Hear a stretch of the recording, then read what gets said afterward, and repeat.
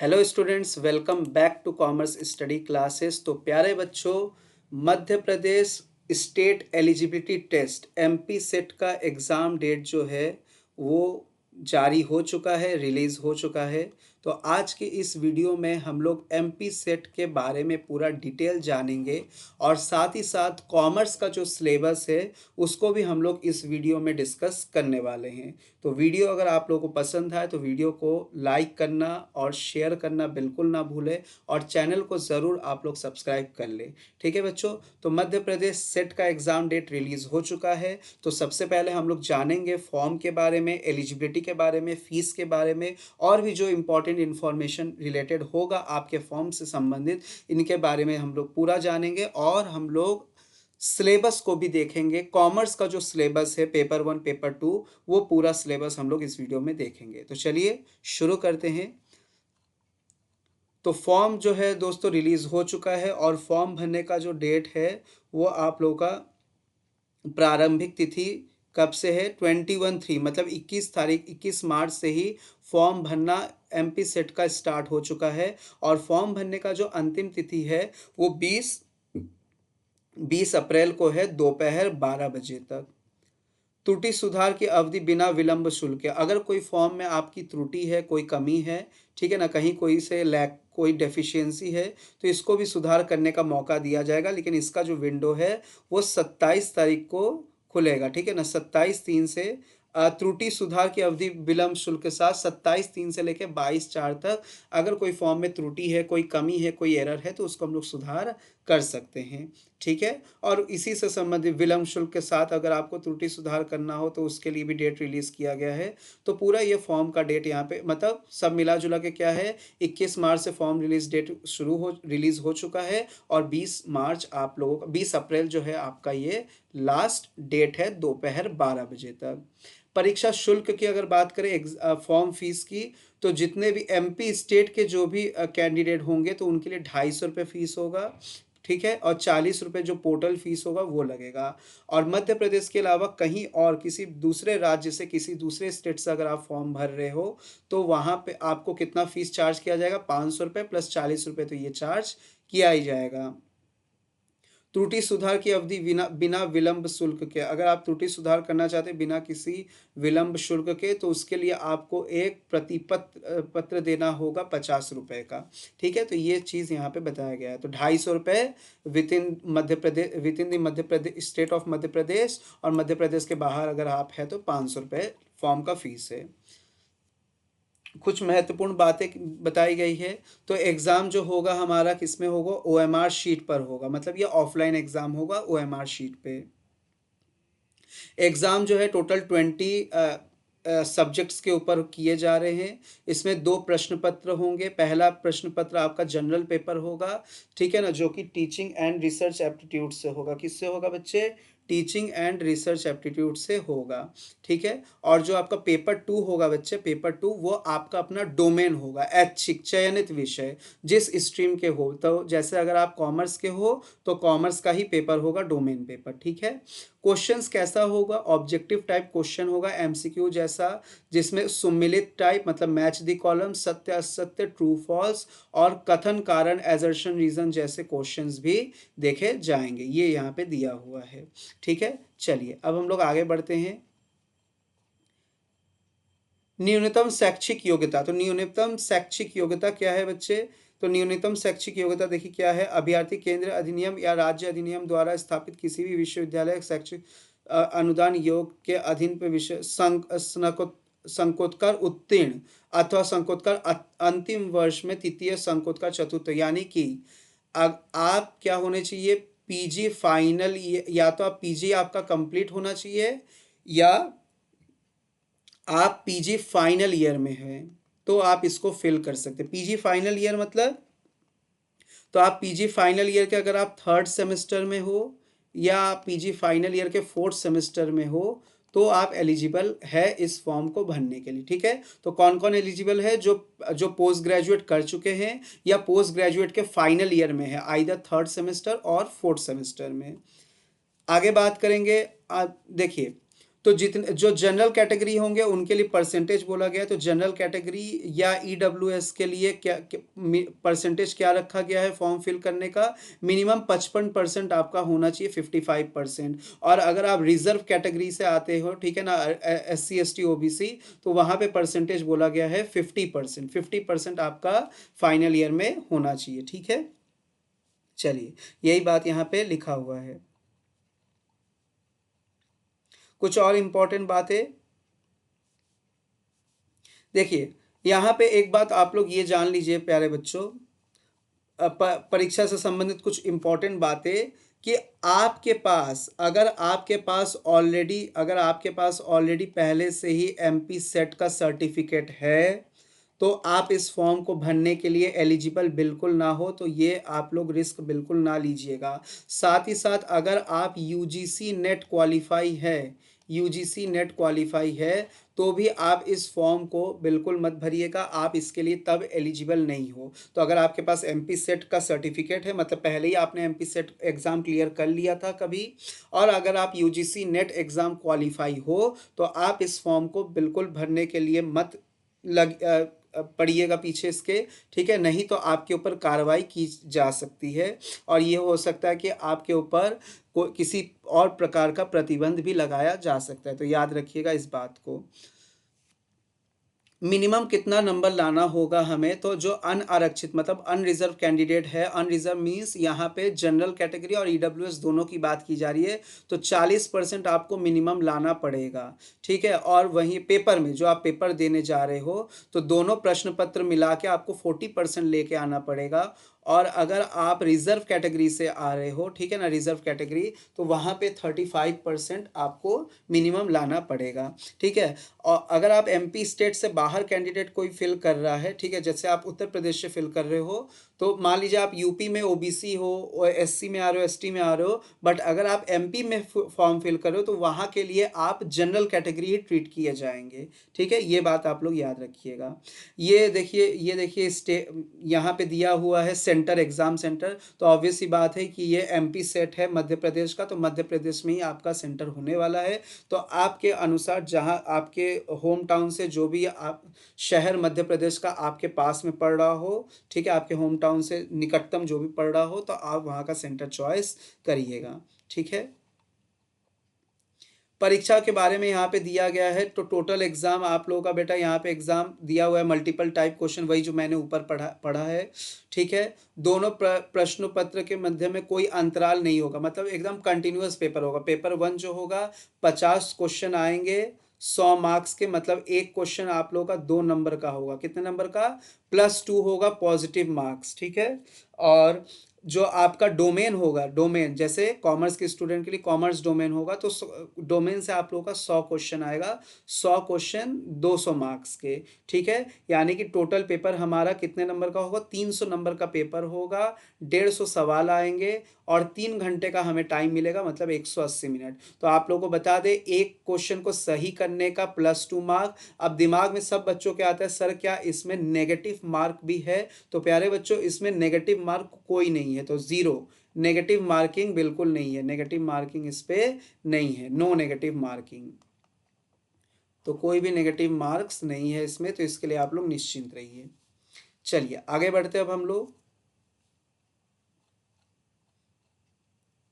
तो यहाँ पे देखिए अंक योजना पूरा दिया हुआ है, मैंने अभी आप लोगों को बता दिया, 2 अंक मिलेगा प्रत्येक सही उत्तर के लिए।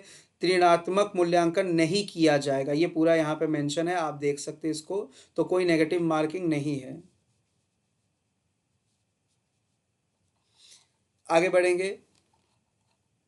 अब देखिए यहाँ पे आप लोगों को बता दें बच्चे, अब हम लोग सिलेबस के बारे में डिस्कशन कर लेते हैं, ठीक है। सिलेबस के बारे में हम लोग डिस्कशन कर ले, यहाँ पे दी इससे अभी कोई मतलब नहीं है। तो चलिए MP सेट का जो सिलेबस है उसको हम लोग जान लेते हैं।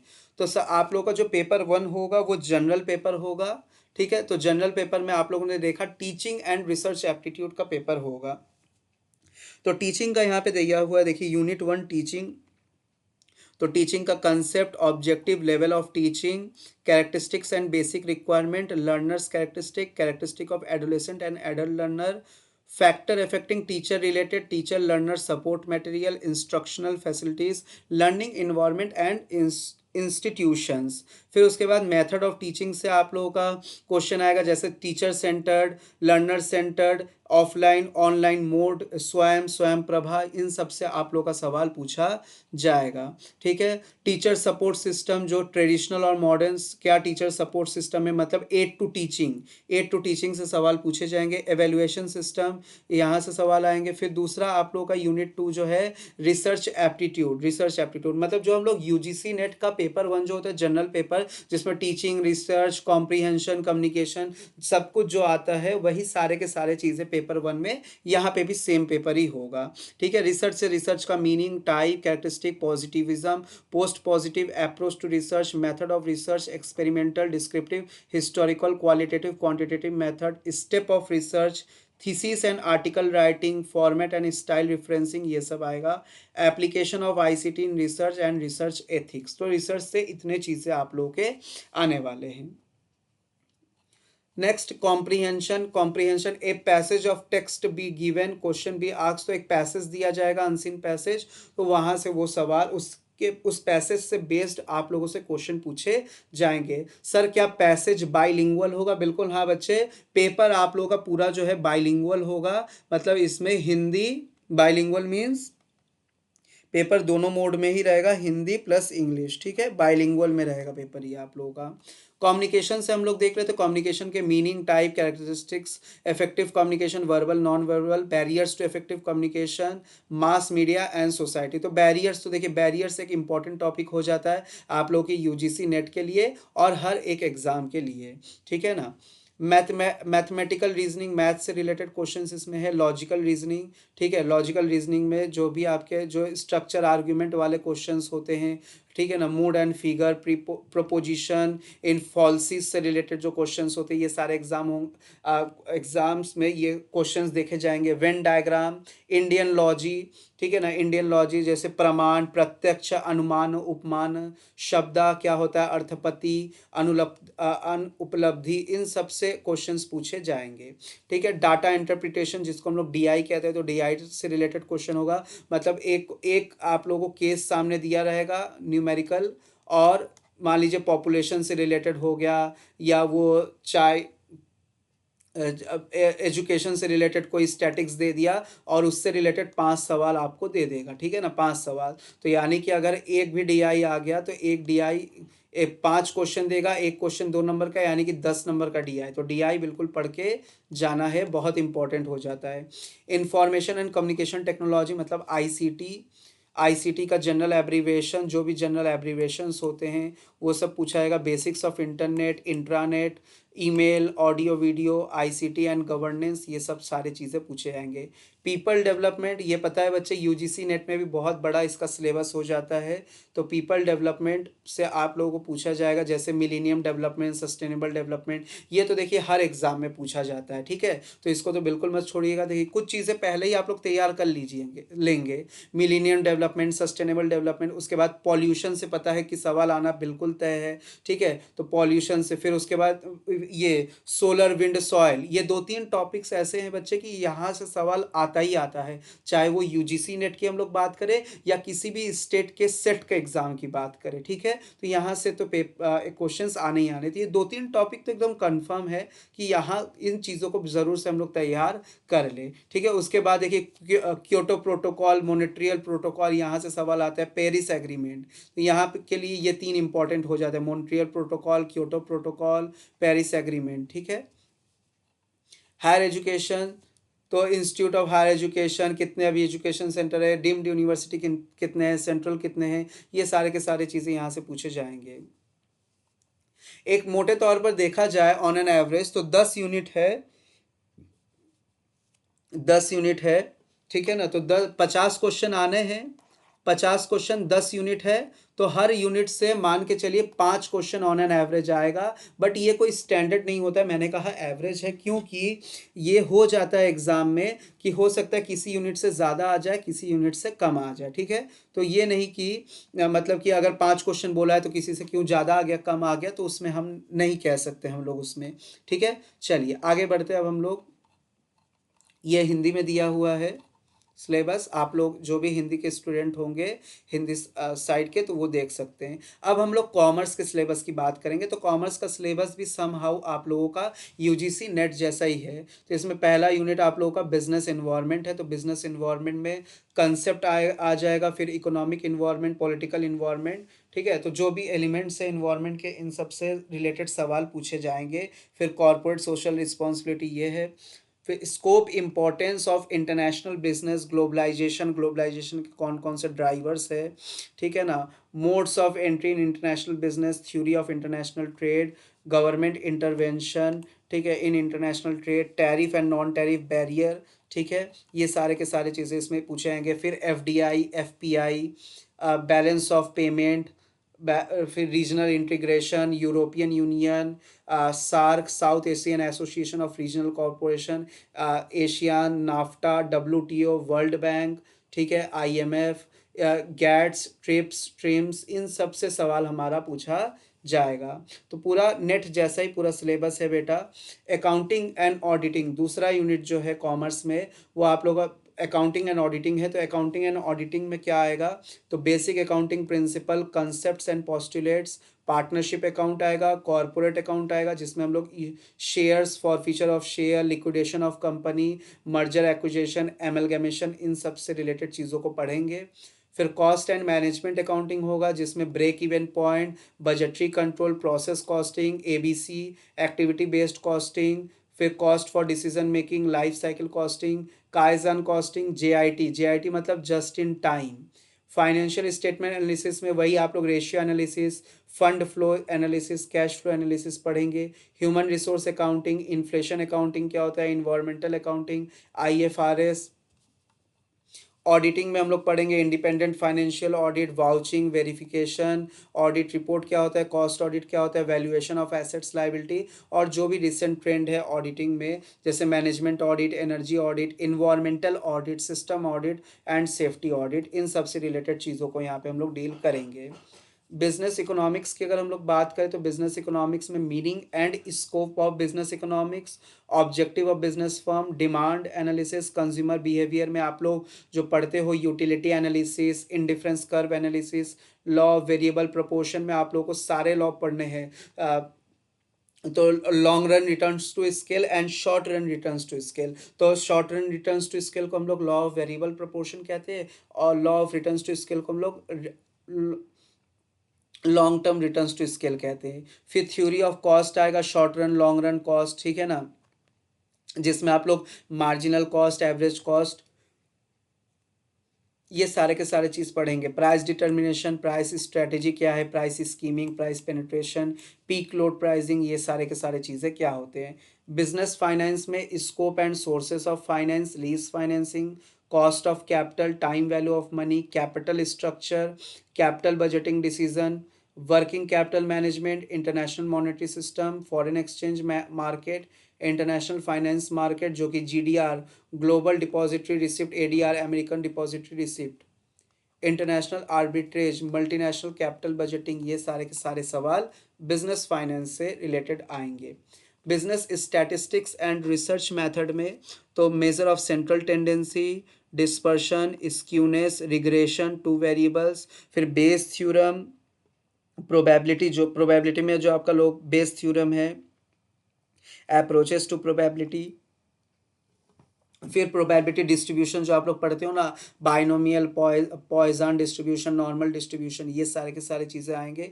तो ये हो गया स्टैटिक्स वाला पोर्शन प्रोबेबिलिटी तक। उसके बाद देखिए रिसर्च में आ जाते हैं ये सारी चीज़ें, क्या, जैसे data research, sampling and estimation, hypothesis testing, जिसमें हम लोग Z test, T test, ANOVA, chi square, Mann Whitney U test, ये सारे के सारे। तो ये आप लोग का स्टैटिक्स में भी आता है टेस्ट, ये सारे के सारे, और यही सारे टेस्ट हमारे रिसर्च में इस्तेमाल होते हैं।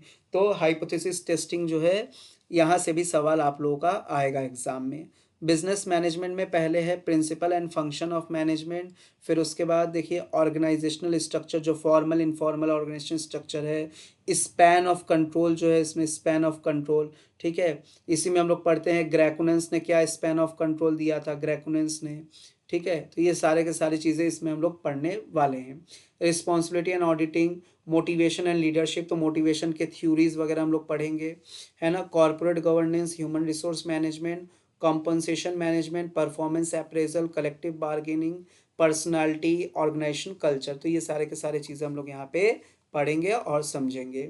बैंकिंग एंड फाइनेंशियल इंस्टीट्यूशन में बैंक से रिलेटेड क्या सवाल आएगा, इंडियन फाइनेंशियल सिस्टम से overview, types of bank, commercial bank, RRB, foreign bank, साथ ही साथ बैंक्स के डेट हमें देखने हैं, ठीक है ना, कौन सा बैंक किस में मर्ज हुआ, ये सारे के सारे चीज़ें हमें यहाँ पे पढ़ाई करने हैं। RBI, reserve bank of India का फंक्शन, रोल, मॉनेटरी पॉलिसी, ठीक है, रेपो रेट क्या चल रहा है, रिवर्स रेपो रेट क्या चल रहा है, सीआरआर का रेट क्या है, एसएलआर का रेट क्या है, ये सारे की चीज़ें हम लोग यहाँ पे पढ़ने वाले। बैंकिंग सेक्टर रिफॉर्म, तो बेजल नॉर्म, तो आप लोगों को पता है ना, बेजल नॉर्म का 3 नॉर्म्स है, 1 2 3, तो तीनों नॉर्म्स में क्या क्या चीज़ें सामने रखे गए थे, तीनों नॉर्म्स में क्या क्या चीज़ें आए थे, वो सारे के सारे चीज़ें आपको यहाँ पे पढ़ने हैं। Risk management, NPA, non performing assets का मैनेजमेंट, फाइनेंशियल मार्केट में जैसे हम लोग money market, capital market, government securities, ठीक है ना, फाइनेंशियल इंस्टीट्यूशंस, डीएफआई जैसे development finance institution, non banking finance companies, mutual fund, pension fund, financial regulators in India, financial sector reform, digitalisation of banking and other financial services, फिर insurance, ये सारे के सारे चीज़ें हम लोग यहाँ पे पढ़ने वाले हैं। मार्केटिंग मैनेजमेंट, तो बेटे मार्केटिंग मैनेजमेंट जो है हम लोग का एक बहुत बड़ा यूनिट माना जाता है यूजीसी नेट के लिए भी। तो मार्केटिंग मैनेजमेंट का सिलेबस भी यहाँ पे कोई छोटा सिलेबस नहीं दिया गया है, यहाँ पे भी आपको अच्छी खासी पढ़ाई करनी पड़ेगी मार्केटिंग की। तो मार्केटिंग का सबसे पहले हम लोग बेसिक जानेंगे, कंसेप्ट, अप्रोचेस, मार्केटिंग के channels, marketing mix, strategic marketing planning, market segmentation, targeting and positioning. फिर प्रोडक्ट डिसीजन में हम लोग पढ़ेंगे कंसेप्ट ऑफ प्रोडक्ट, प्रोडक्ट के लाइन, प्रोडक्ट के mix, product life cycle, new product development, pricing decision जिसमें factor affecting, कौन कौन से फैक्टर इफेक्ट करते हैं प्राइस डिटर्मिनेशन के लिए, प्राइस पॉलिसी एंड स्ट्रेटेजी, ये सारे के सारे चीज़ें हम लोग यहाँ पढ़ने वाले हैं। आगे हम लोग देखेंगे प्रमोशन डिसीजन, जिसमें role of promotion, marketing, promotion method, advertising, personal selling, publicity, sales promotion, tools and technique, promotion mix. Distribution decision में channel and distribution of channel, consumer behaviour पढ़ेंगे, service marketing, trend in marketing and logistic management. Next आप लोग का unit है जो second last unit, जो कि legal aspect of business का है। तो इसमें आप लोग इंडियन कॉन्ट्रैक्ट एक्ट 1872 पढ़ने वाले हो, कुछ स्पेशल कॉन्ट्रैक्ट आप लोग पढ़ेंगे, जैसे कॉन्ट्रैक्ट ऑफ इंडेमनिटी गारंटी क्या होता है, कॉन्ट्रैक्ट ऑफ बेलमेंट क्या होता है, प्लेज क्या होता है, contract of agency, sales of goods act 1930, negotiable instrument act पढ़ेंगे हम लोग 1881 का, कंपनी एक्ट 2013 पढ़ेंगे, LLP limited liability partnership act जो कि 2008 का है उसको पढ़ेंगे, competition act 2002, information technology act 2000, RTI act पढ़ेंगे, right to information 2005, intellectual property right जिसमें patent, trademark, copyright, emerging issues in intellectual properties को पढ़ेंगे, और जीएसटी को हम लोग पढ़ेंगे, that is goods and service tax. और लास्ट जो आप लोग का यूनिट है that is your income tax. तो इसमें आप लोग पहले इनकम टैक्स के बेसिक्स को जानोगे, बेसिक्स में ही आप लोग रेसिडेंशियल स्टेटस एंड आप लोग के जो 5 हेड्स ऑफ इनकम है उसको आप लोग यहाँ पे पढ़ोगे, और साथ ही साथ इनकम का क्लबिंग कैसे किया जाता है, डिडक्शंस क्या है, एटीसीज वाले जो भी डिडक्शंस है, तो उन सभी डिडक्शंस को हम लोग यहाँ पे मानेंगे और यहाँ पे पढ़ने वाले हैं। नेक्स्ट है international taxation, double taxation avoidance mechanism, transfer pricing, ये सारे के सारे चीज़ें हम लोग यहाँ पे पढ़ेंगे। कॉर्पोरेट टैक्स प्लानिंग पढ़ेंगे, जिसमें concept, significance, corporate tax planning क्या होता है, corporate tax avoidance versus tax Avision. देखिए टैक्स एविजन क्या होता है, कर की चोरी जो कि इलीगल है।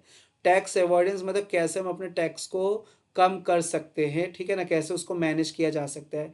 Technique of corporate tax planning, क्या टेक्निक होगा, tax consideration in specific business situation, make or buying decision, own or lease and assets, retain, renewal or replacement of assets, shut down or continue operation, deduction and collection of tax at source, advance payment of tax, e-filing of income tax return।